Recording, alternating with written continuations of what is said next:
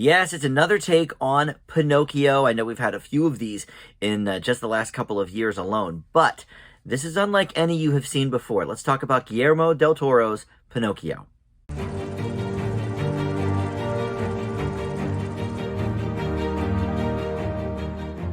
Hey guys, Dan here. This is Dan Reviews It. Welcome to my spoiler-free review, although I'm sure you know the story, of the new Pinocchio version, Guillermo del Toro's Pinocchio on Netflix. It's streaming right now, and this is a stop-motion animation version. And because it is from the mind of Del Toro, one of, I think, the most innovative directors around, it is truly an experience that you have not seen before with these characters, Geppetto, Pinocchio, and the whole lot. So before we get into this review, I want to welcome you into Dan Reviews It. Thank you for finding my video. We've got tons of movie and TV reviews on the channel, and lots of movie reviews leading up to the Oscars. Still playing catch up with some 2022 stuff like this one, in addition to mixing in some of the brand new movies that are released in theaters. So let's dive into this. So this is a little bit based on the classic 1883 novel, The Adventures of Pinocchio, but it's even more possibly influenced by a 2002 illustrated book of Pinocchio that takes sort of a reimagining of the Pinocchio story, and that's where we kind of find this. Now, I know in the last few months we had the Tom Hanks Geppetto version on Disney Plus, and then I think just late last year we had another version, and you know, all of them are, you know, a little bit different, although the Disney one obviously went a bit close to the classic Disney animated version, but this takes the tale in a couple of different directions, including setting it in fascist Italy during World War II. That is something that I don't believe we've necessarily seen on screen before with this character. And some of the people involved in this, you will certainly know the names. However, I'm unfamiliar with the young chap playing Pinocchio. Gregory Mann is his name.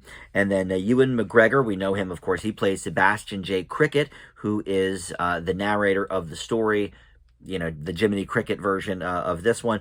David Bradley voices the Master Geppetto, but some other people involved: Christoph Waltz, Tilda Swinton, Kate Blanchett, Ron Perlman, Finn Wolfhard, John Turturro, Tim Blake Nelson. So a lot of people that we know and love, and maybe not necessarily even recognize their voice some of the time. Some of them are a little more obvious than others. I think Ewan McGregor, you could pick his voice out of a lineup. Same thing with Christoph Waltz. But we've seen both Kate Blanchett and Tilda Swinton do different voice work that, you know, usually I don't know until the credits roll, or maybe if I knew going in. But I actually knew that Kate Blanchett was a part of this and still couldn't quite place her voice with this one. So she voices the monkey assistant of Count Volpe, who is the Christoph Waltz character, sort of the leader of the circus.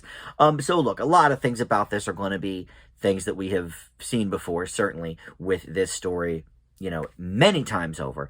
But because of Del Toro's keen eye for detail, for one thing, great cinematography, great looking characters, for another thing, and just his storytelling abilities through his lens. I've loved many of his movies. He won Best Picture, and I think he won Best Director for it too, but for The Shape of Water, and that was certainly one of my favorites that year. I think my favorite that year might have been, was that the year Baby Driver came out? But also Three Billboards from Ebbing, Missouri. That was, you know, another contender that same year, I believe, which was excellent. But yeah, Shape of Water, I was totally okay with that winning. It was an A+ movie for me.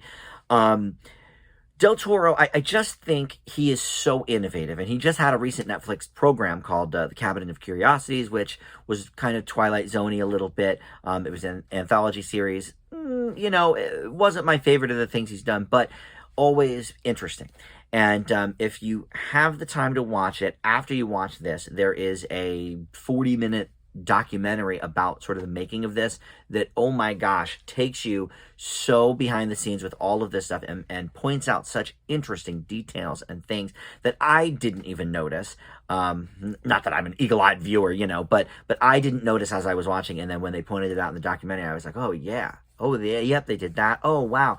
Like simple things that we wouldn't notice because that's how real the stop motion animation looks and how real the characters look, that the characters are not pristine. They are dirty. They have dirty fingernails. They, move in a particular way. And Pinocchio's look is something that I don't think we've quite seen before. He's so smooth and polished in the Disney versions, and here he really looks tree-like with all the lines and everything, and his eye movements and the way most of his face looks the same, but the mouth itself is more expressive and everything. Just little things like that hearing the people who created this talk about. I was already very, very high on this movie. Already I was like, well, this should probably win Best Animated Feature at the Oscars. I think it probably will, given his history with the Academy. But watching that documentary took it to even a whole nother level. Just watching or hearing the people sort of tell how it was created, and watching Del Toro himself interact with a lot of the models and stuff that they used. The animation is breathtaking, and look, I thought the Tom Hanks version was fine. It was okay. I think I gave it a C+ maybe, but generally it was not regarded as very good. And I can see why after seeing something like this that takes everything to a whole new level. Now, I think the whole, fascist movement and setting it in the middle of World War II and having Pinocchio sort of fighting a little bit, I think that may turn some people off or rub people the wrong way. For me, it was a whole new venture for this character, one that we have certainly never seen before in a different version. And boy, it is tough to tell a very new story with a movie or a character or whatever that we've known so many different iterations of that are all kind of the same. This is a very, very new way to tell Pinocchio's story and to tell Geppetto's story too. There's a story in the beginning about how Geppetto did have a son and he died, and I can't remember if that was in any of the other iterations I've seen or maybe in the original story. I don't know. I don't think so though. I've never heard of it anyway, and I'm not the be all and end all here, but that was something new for me, and it added yet another layer to Geppetto's character. We don't often think of Geppetto as much of a character other than he's, a loving person and he loves Pinocchio and all of that.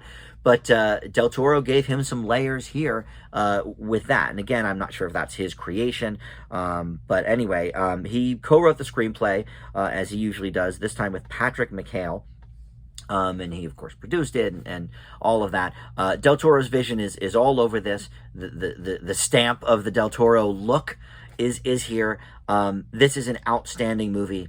I do think it's going to win Best Animated Feature at the Oscars. I think the only thing that even comes close, Lightyear was really good, but that's about the extent of it. I mean, Chip and Dale was great, but they submitted that to the Emmys instead of the Oscars because that's more of a hybrid anyway of animation. So I don't know if that would have been even in the running for the Oscars. But for me, this is one of very few A+ I've given this year. In fact, it's only the second. I give Guillermo del Toro's Pinocchio an A+. Check it out. I don't think you'll be sorry. It's going to stick with you for a while, as it will with me. All right. Thanks for watching. We'll see you next time on Dan Reviews It. Bye.